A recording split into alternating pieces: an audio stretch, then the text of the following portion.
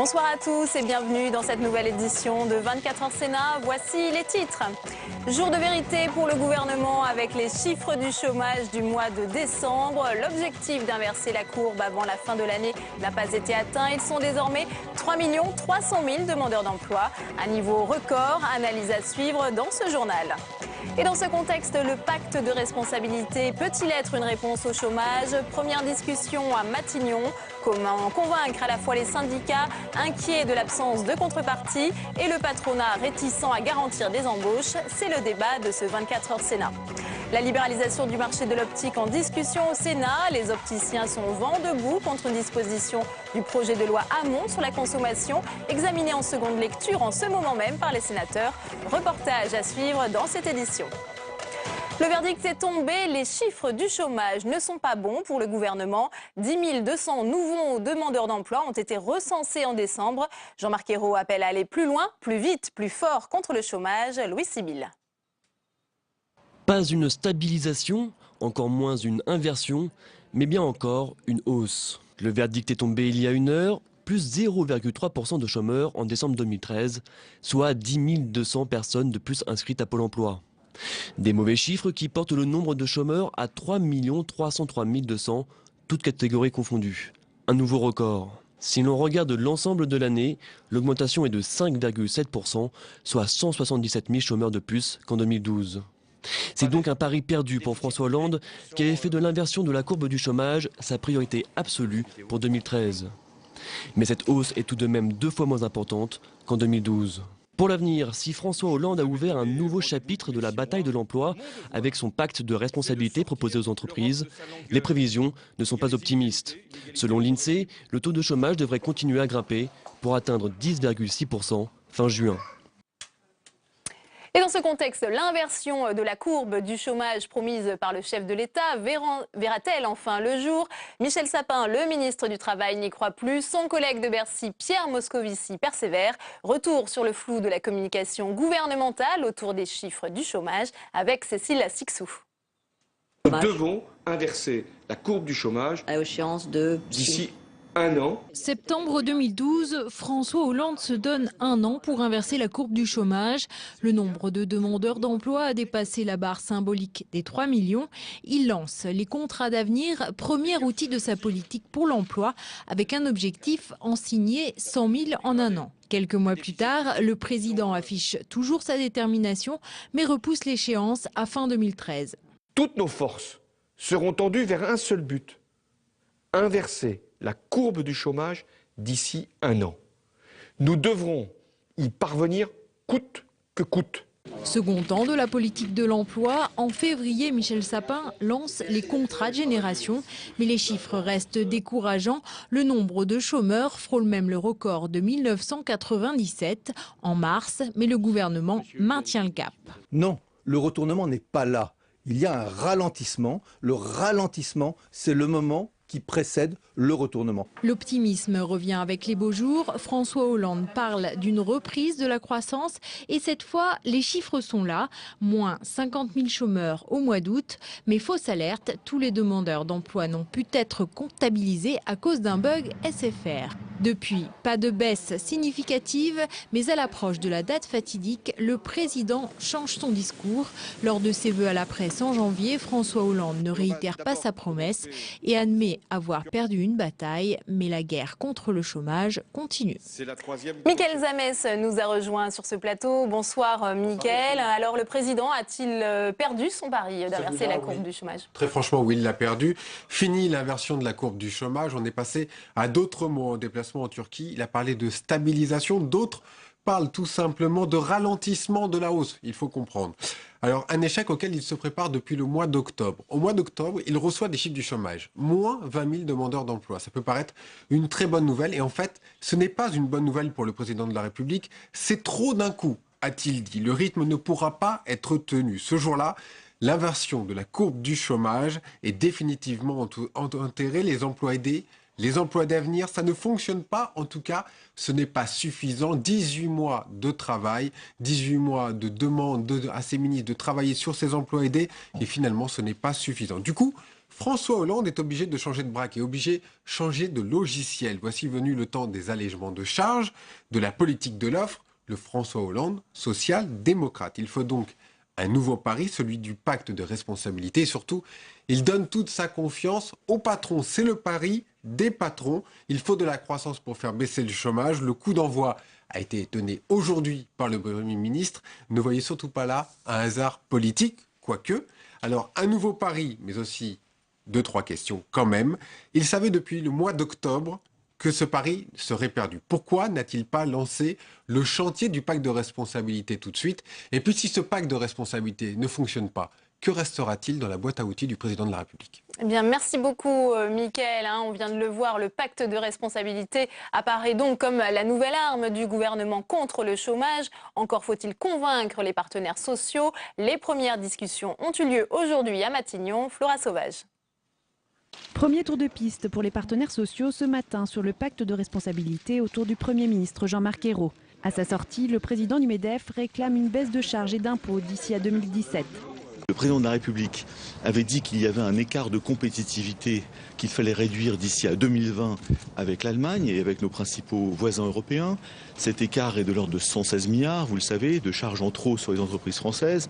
Nous pensons que de prendre la moitié comme objectif en 2017 sera un bon objectif, soit 60 milliards. Côté syndicat, on refuse de signer un chèque en blanc aux entreprises et en particulier au MEDEF. On aurait souhaité pouvoir être associés à ce qui est convenu d'appeler un deal entre le président de la République et Pierre Gattaz. Le gouvernement, lui, veut nous associer seulement aux conséquences du deal qu'ils ont passé entre eux, ce que nous refusons. Les syndicats s'inquiètent de l'absence de contrepartie en termes d'embauche pour les entreprises. Les contreparties en termes d'emploi, ça n'est possible que sur des aides ciblées, ça n'est pas possible sur des mesures générales. Personne ne peut imposer à une entreprise d'embaucher. Donc je ne vois pas quelles peuvent être les contreparties en termes d'emploi. Les discussions entamées aujourd'hui vont se poursuivre dans les prochains mois pour déboucher sur une grande conférence sociale au printemps. Et on parle du pacte de responsabilité et des derniers chiffres du chômage avec nos invités ce soir, les sénateurs Catherine Procaccia pour l'UMP et Didier Guillaume pour le Parti Socialiste et l'économiste Henri Sterdignac. On reparle de la campagne pour la présidentielle de 2012 de Nicolas Sarkozy après l'ouverture d'une enquête sur le financement d'un meeting de l'ancien président, déjà épinglé par le Conseil constitutionnel qui a rejeté ses comptes de campagne pour 2012. Le meeting au cœur de l'enquête a eu lieu le 1er décembre 2011 à Toulon, 5 mois avant la présidentielle. Nicolas Sarkozy ne mériguait pas encore officiellement un second mandat puisqu'il avait attendu la mi-février pour formaliser cette candidature. Et on ouvre notre page consacrée aux travaux du Sénat avec l'examen en seconde lecture cet après-midi en séance du projet de loi consommation défendu par le ministre Benoît Hamon. Un texte fleuve qui prévoit entre autres la création de l'action de groupe à la française mais aussi diverses dispositions allant du label fait maison pour les restaurateurs au fichier positif pour lutter contre le surendettement. On s'arrête ce soir un instant sur une des mesures les plus controversées, à savoir la libéralisation du secteur de l'optique. Le gouvernement veut faire baisser le prix des lunettes en favorisant la vente en ligne. Mounir Soussi et Jennifer Semet. Emmanuel vend des lunettes. Pourtant, il n'est pas opticien. Ce cofondateur d'un site de vente en ligne propose des modèles 30 à 40% moins chers qu'en boutique. Une obsession du prix au cœur de sa stratégie. La raison pour laquelle nous sommes 3-4 fois moins chers, elle est très simple. On achète en gros volume directement auprès des usines. Donc il y a beaucoup moins d'intermédiaires. Et ensuite, on fait beaucoup moins de marge que les opticiens qui ont des systèmes type franchiseur, franchisé, et tout le monde répercute sa marge. Des opticiens diplômés préparent les lunettes. Mais malgré des prix attractifs, les clients restent frileux. Une majorité souhaite pouvoir essayer sa monture. Si c'est moins cher, pourquoi pas? Peut-être que j'essaierai en magasin et peut-être que je les achèterai sur Internet après. Faut voir quoi. Comme c'est important d'avoir la vision exacte, je suis pas sûr d'avoir le même degré de qualité. Pour d'autres choses, oui, mais pas pour des lunettes. Dans cette boutique, on travaille à l'ancienne. Là, il reste encore une trace de l'acétone qu'on a mis pour coller. Et derrière, il faut tout reprendre, coller, poncir. Elle va redevenir pratiquement comme neuve. Le conseil et la proximité sont essentiels. Pour ce professionnel, l'inquiétude n'est pas dans l'arrivée des opticiens en ligne, mais plutôt dans la dégradation du service que cela impliquerait pour les clients. Ce gain de pouvoir d'achat va se faire uniquement sur le dos de notre profession, pour la simple et bonne raison qu'on va être obligé d'absorber tous les dégâts derrière qui vont être faits par ces équipements qui vont être mal faits, où il va y avoir des problèmes. Pour tirer leur épingle du jeu face à l'ouverture à la concurrence du secteur, les opticiens vont devoir tout miser sur l'expertise médicale et le conseil sur mesure. Avec ce texte, Benoît Hamon semble donner des gages à la gauche de la gauche, alors que le virage social-démocrate de François Hollande semble quant à lui assumé. L'aile gauche du PS est-elle rassurée par la présence du ministre de la Consommation, proche de Martine Aubry, au gouvernement? Élément de réponse avec Quentin Calmet. Discret mais efficace, Benoît Hamon enchaîne les succès au Parlement. Quelques semaines après le projet de loi de soutien à l'économie sociale et solidaire, c'est le texte sur la consommation qui devrait être adopté au Sénat. Au Parti socialiste, c'est la preuve que le gouvernement mène bien une politique de gauche. Il est ministre et il fait une grande loi de gauche. Et je pense que donc il est tout à fait à l'aise et a toute sa place dans ce gouvernement de gauche. À l'heure où François Hollande assume une politique de l'offre, promouvoir les droits des consommateurs donne des gages à la gauche du parti. L'ambition de Benoît Hamon, un modèle de société qui ne soit pas basé sur le profit, pas évident à défendre dans la forteresse de Bercy où s'affrontent plusieurs lignes économiques. L'économie sociale et solidaire peine à trouver sa place, mais pour lui, ce n'est certainement pas un sous-ministère. Si c'était le cas, je ne serais pas devant vous à vous parler. Si j'étais un sous quelque chose. Parce qu'on n'en entend pas parler. Donc non, dans ce gouvernement, chacun a une mission. La mienne, c'est l'économie sociale, qui est une alternative à l'économie capitaliste, mais aussi la consommation, qui vise à soutenir le pouvoir d'achat des Français. Je passe 2 lois, j'en achève une ici au Sénat aujourd'hui. C'était mon job, comme on dit. J'espère l'avoir bien fait. Pour cette fois-ci, un job qui devrait prendre fin mercredi, date du vote sur la loi sur la consommation. 3000 Français figurent sur les listings Falciani, révélation du journal Le Monde. Tous sont titulaires ou ayant droit d'un compte à la banque HSBC de Genève entre 2005 et 2006. Parmi eux, une soixantaine de personnalités, dont un sénateur UDI. Rappelons cependant que certains de ces comptes suisses sont parfaitement en règle. Le président du Sénat, Jean-Pierre Bel, était à Tunis pour assister à la signature de la nouvelle constitution. Porteur d'une lettre de François Hollande, il souhaite ainsi marquer le soutien de la France au processus démocratique en Tunisie. On l'écoute. Je suis heureux et fier de saluer, au nom de la France, les élus de cette Assemblée, issus des premières élections libres et démocratiques de l'histoire de la Tunisie. Je salue à travers votre Assemblée l'ensemble du peuple tunisien pour le courage qui fut le sien pendant et depuis la révolution de janvier 2011. Après des mois de négociations, les dirigeants tunisiens ont donc adopté une nouvelle constitution, un texte historique qui doit permettre à ce pays, berceau du printemps arabe, de sortir d'une profonde crise politique avec des élections dans l'année. Le détail avec Pauline Dame. Applaudissements, doigts en V en signe de victoire, embrassades. Après 2 ans de négociations chaotiques, les parlementaires tunisiens sont soulagés. La Tunisie a adopté dimanche une nouvelle constitution à une écrasante majorité. 200 voix pour, 12 contre, 4 abstentions. Un moment historique, de fierté, vous voyez les expressions de joie, de fierté, de reconnaissance à tous ceux qui ont contribué à ce moment. Un message de détermination pour l'avenir parce qu'il nous attend beaucoup de difficultés, mais également un message d'unisson, d'unité et d'unisson. Une loi fondamentale qui instaure des dispositions progressistes inédites dans le monde arabe, comme le partage du pouvoir exécutif entre le Premier ministre et le Président, la liberté de conscience, de croyance et le libre exercice du culte, la parité homme-femme dans les assemblées élues ou encore l'égalité entre citoyens et citoyennes. Des avancées saluées par les associations des droits de l'homme, mais qui s'inquiètent toutefois de l'ambiguïté de certains articles. La liberté de conscience est reconnue. Mais en même temps, l'État est considéré comme le garant du sacré. Par conséquent, nous n'avons pas de garantie suffisante pour que la liberté de conscience soit vraiment reconnue dans cette Constitution. Autre flou, l'article 20 reconnaît bien l'égalité entre les citoyennes et les citoyens dans la loi, mais pas l'égalité entre hommes et femmes en droit. En déplacement en Turquie, François Hollande a tenté de rassurer en annonçant que les Français seraient consultés par référendum sur une éventuelle adhésion de la Turquie à l'Union européenne afin de désamorcer les craintes que pourrait susciter l'entrée de la Turquie dans l'UE. Les deux adolescents toulousains qui avaient quitté l'école pour aller faire le djihad en Syrie ont été retrouvés en Turquie. L'un est rentré en France dimanche et devrait être rapidement suivi par le second. 24h Sénat, tout de suite le débat.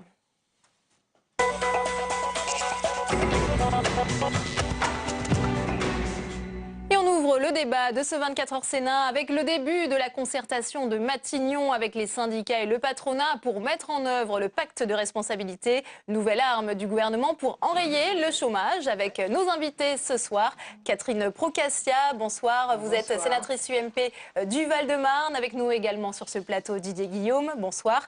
Vous êtes sénateur socialiste de la Drôme et vice-président du Sénat. Et avec nous également Henri Stardignac, bonsoir. Bonsoir. Vous êtes économiste à l'OFCE. Didier Guillaume, une réaction aux chiffres du chômage du mois de décembre qui viennent de tomber. Est-ce que c'est un pari raté pour François Hollande? C'est pas une bonne nouvelle. Personne ne peut se réjouir quand le chômage augmente, même s'il augmente beaucoup moins que ces 10 dernières années. Je pense qu'il faut sans cesse recommencer, remettre l'ouvrage sur le métier et se dire que la lutte pour la baisse du chômage est primordiale. On ne peut pas se contenter d'avoir des millions de gens au chômage et surtout les jeunes.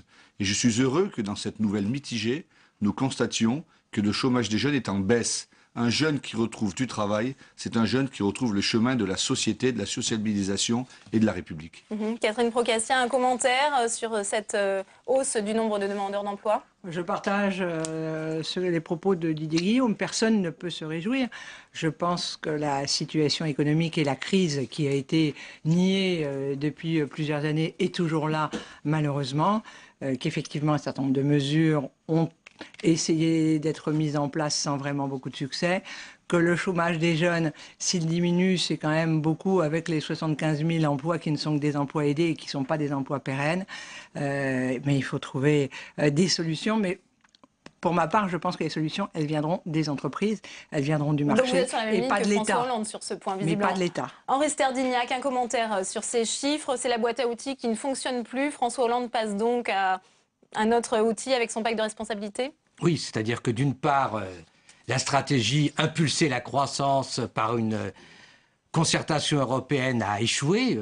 La plupart des pays ont continué à mettre en œuvre des politiques d'austérité et la France n'a pas réussi à infléchir suffisamment cette tendance. Et donc, la stratégie des emplois aidés a effectivement fonctionné, mais pas suffisamment vite pour enrayer la hausse du chômage. On a besoin en France d'une croissance de l'ordre de 1,5% pour stabiliser le chômage. Et là, on est sur un rythme de 0,8% qui reste insuffisant. C'est la raison pour laquelle il ne faut pas dénigrer les emplois aidés. Un jeune qui travaille, que ce soit dans une entreprise, dans un service public, avec un emploi aidé ou un contrat à durée déterminée, c'est la même chose. C'est un jeune qui travaille. Et ces jeunes, ils auront une sortie. Ça peut être des emplois pérennes. Moi, dans mon département, j'en ai recruté 100 au Conseil général. Et ces 100 jeunes, ou la plupart de ces 100 jeunes, auront un emploi à la sortie par la gestion prévisionnelle, par les concours qu'ils passeront, par la formation qu'ils auront. Ne dénigrons jamais. La nouvelle de l'augmentation du chômage, même si elle est faible, n'est pas une bonne nouvelle. Il faut quand même toujours regarder le verre à moitié plein. Et dans le verre à moitié plein, c'est que le chômage augmente un peu moins, mais que le chômage des jeunes diminue beaucoup. C'est essentiel. Mais en même temps, il y a une forte hausse du chômage des vieux, c'est-à-dire des seniors. On a demandé aux seniors de rester plus longtemps en emploi et du coup, le chômage des seniors qui ne bénéficient pas des contrats aidés, parce que les contrats de génération n'ont pas vraiment fonctionné, là, ça explose. Et donc, là aussi, c'est aussi préoccupant. Et on ne sait pas combien aussi sont sortis des chiffres du chômage, parce que ça, c'est les chiffres du chômage pour l'emploi. Mais en même temps, il y a tous ceux qui ne bénéficient plus de droits ou ceux qui n'ont jamais travaillé, qui ne trouvent pas d'emploi. On ne connaît pas les chiffres, mais là, l'important, c'est la situation, ce n'est pas les chiffres. Didier Guillaume, alors on imagine qu'il y a de plus en plus de chômage, donc ça va induire une faible demande. Or, on sait que les entreprises ont tendance à recruter quand le carnet de commandes est plein. Alors comment être sûr que les entreprises vont jouer le jeu? On leur baisse leurs charges et elles vont en contrepartie proposer des embauches dans ce contexte. Comment on fait? Oui, je pense que le président de la République, il a pris une bonne décision. quand il a proposé le pacte de responsabilité aux entreprises. Moi, dans mon département, je rencontre tous les jours des chefs d'entreprise, tous les jours. Et depuis 10 ans, ils me disent la même chose. Nos charges augmentent, nos impôts augmentent, on embaucherait bien, mais c'est compliqué. Donc il faut faire plusieurs choses. D'abord, travailler sur la formation professionnelle. Un projet de loi va être mis en place. Les jeunes, les chômeurs ne sont pas formés. Et lorsque l'on n'est pas formé, on sait que c'est difficile. Ensuite, on voit bien qu'à un moment, on n'a pas tout essayé pour lutter contre le chômage. Et on a vu que la politique de la demande ne fonctionnait pas tellement. Donc il faut passer à la politique de l'offre. Qu'est-ce que ça veut dire? Nous allons faire un contrat avec les entreprises en baissant leurs charges. C'est un pari. On ne va pas dire il faut embaucher 1 million, 2 millions. On ne va pas dire il faut mettre 10 milliards de plus ou 20 milliards de plus. Le projet du président de la République et du gouvernement, c'est 30 milliards de baisse de charges pour permettre aux entreprises de souffler un peu et de pouvoir éventuellement embaucher, de créer de la richesse. Vous savez, il n'en faut pas beaucoup pour que ça redémarre. Si tout le monde s'y met, il faut y aller. Mais il ne faut pas que ce soit un pacte de responsabilité dont certains s'en sentent exclus. J'entendais les organisations syndicales à la sortie de Matignon. Non, il faut que tout le monde soit autour de la table. Mais aujourd'hui, il ne faut pas montrer du doigt les patrons. Les patrons sont des gens qui font marcher leurs entreprises. Et dans les PME que je vois chez moi dans la Drôme, les ouvriers, ils soutiennent leurs patrons. Parce qu'ils savent que si l'entreprise a des carnets de commandes, il y aura de l'emploi et ils garderont leur emploi. Donc c'est gagnant-gagnant. Henri Serdignac, en économie, est-ce qu'on observe régulièrement un lien entre baisse des charges et embauche? Oui, on l'observe. On a l'exemple de l'Allemagne, effectivement. L'Allemagne s'est engagée dans ce genre de stratégie.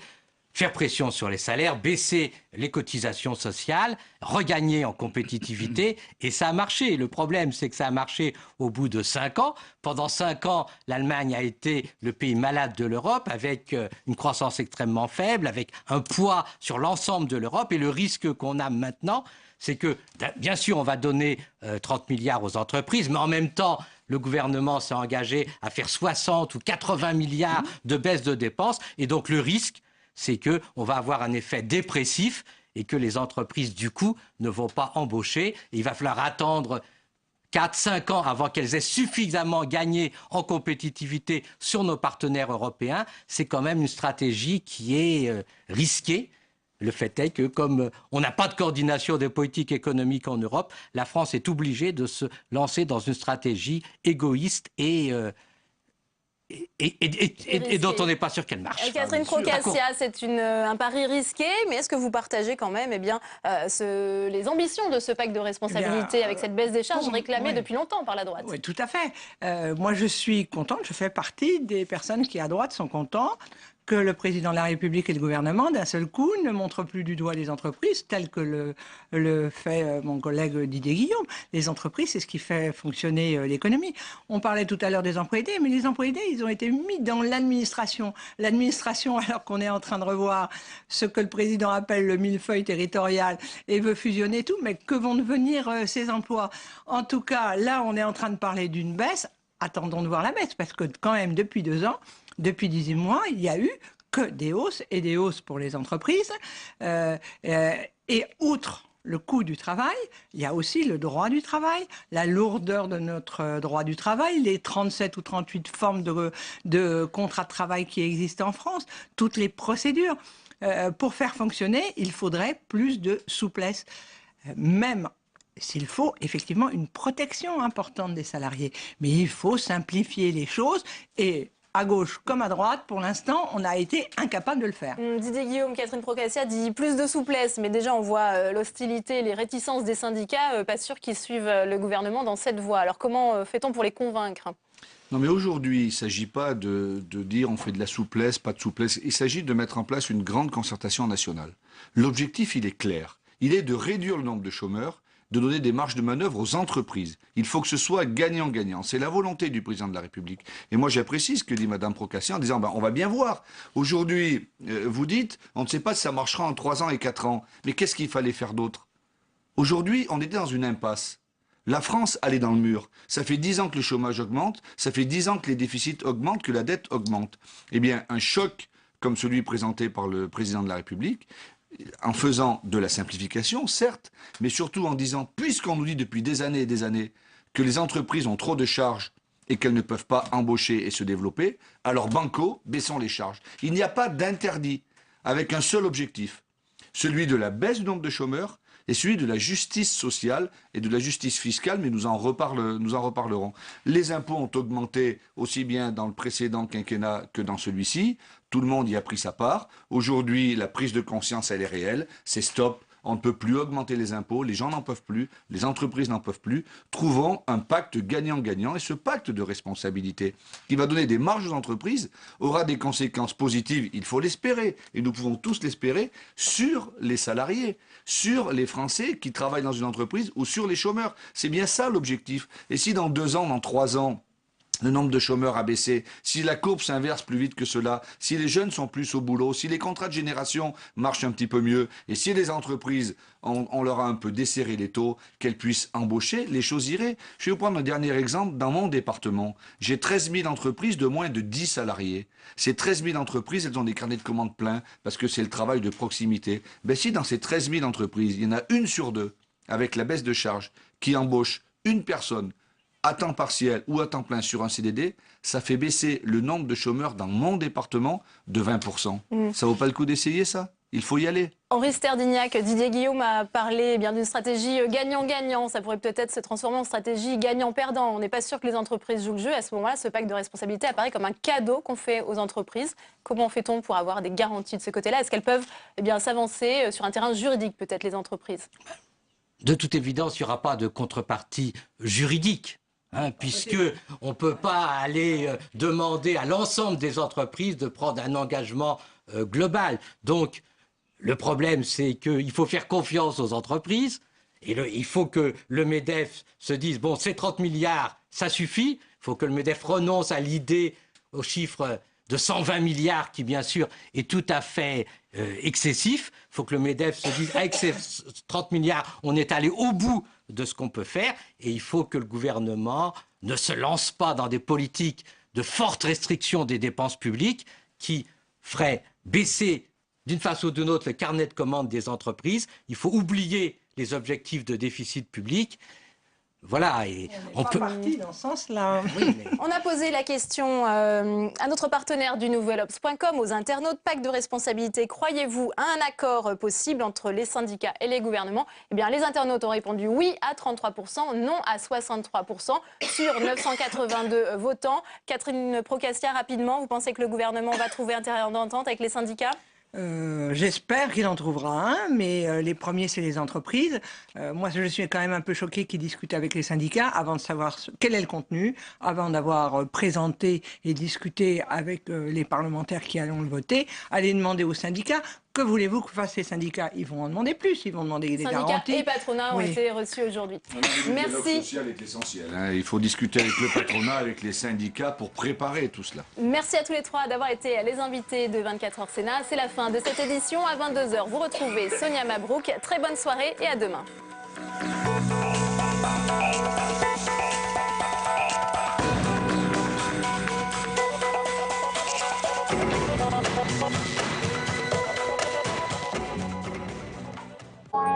Qui se souvient qu'Internet a été créé par un groupe de hippies tout en étant financé ?